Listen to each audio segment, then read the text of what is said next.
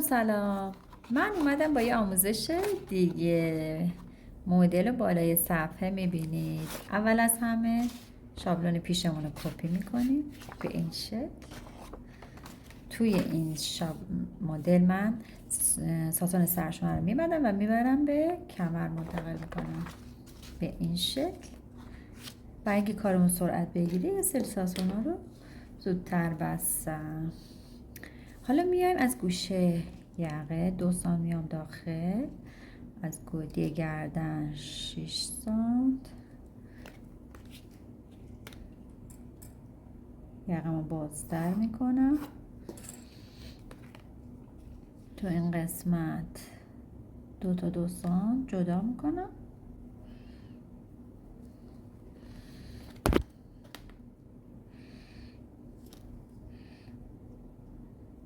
به این شکل.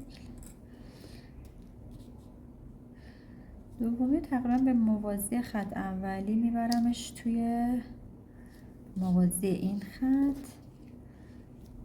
یه عوضمان میره توی پهلو، تقریبا موازی به این شکل. حلقه‌مو چشمی 3 قسمت میکنم به این شکل. یکی از خطا میره بالاترین نقطه و دومی به این نقطه به این شکل. تمام اینها عوضمان هست و باید قیچی بخوره. یقه رو جدا میکنم.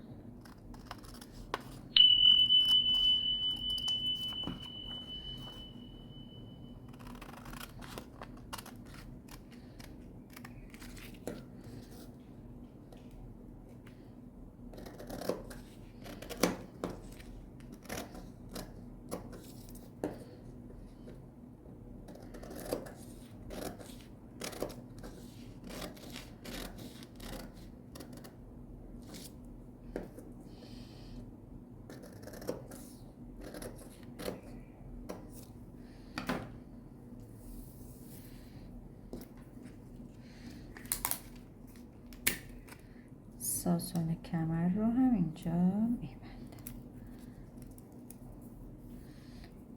به این شکل. از یک کارات دیگه استفاده میکنم.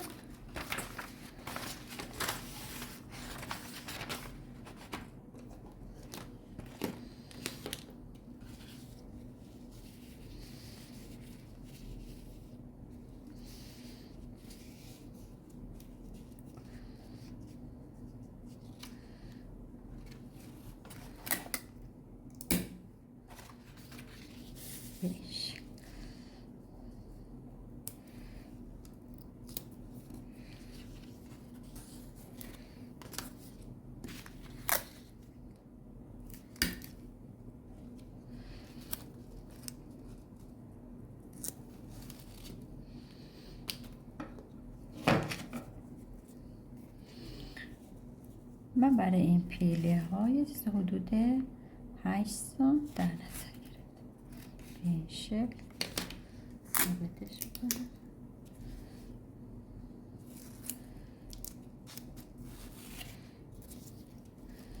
پیله بعدی 8 سانت ثابتش میکنم و بعدی هم همینطور.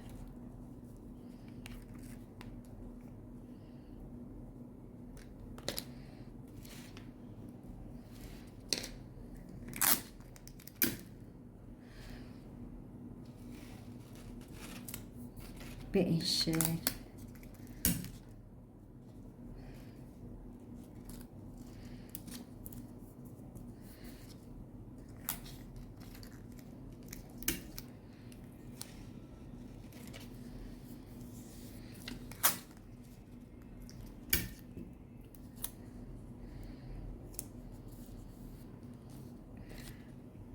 از حلقه 3 سانت میام به سمت پایین که بتونم شکل قشنگتری بهش بدم.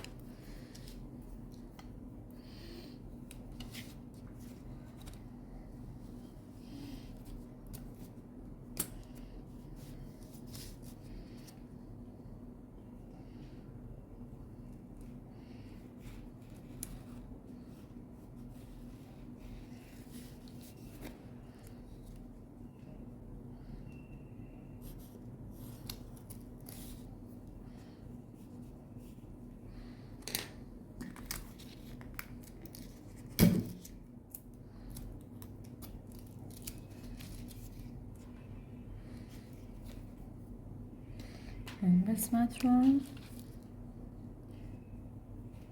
شکل یه خط بس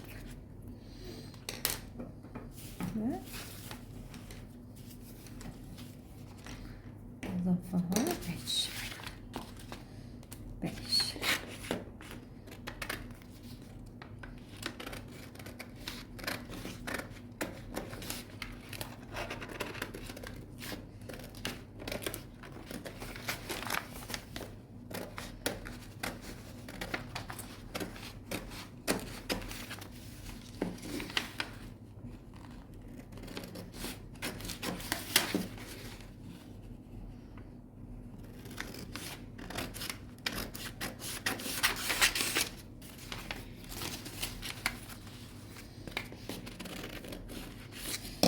اینجا رو میتونیم بهش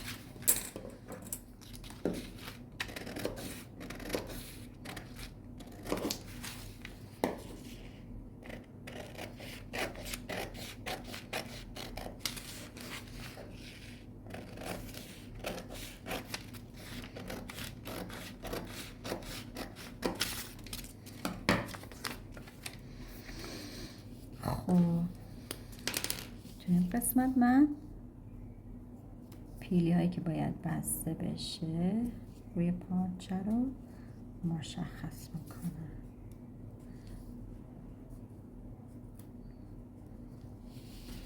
به این شکل ما 3 تا پیلی داریم که باید بسته بشه تا اون شکل پاپیون رو برای ما درست کنه. الگوی ما آماده است.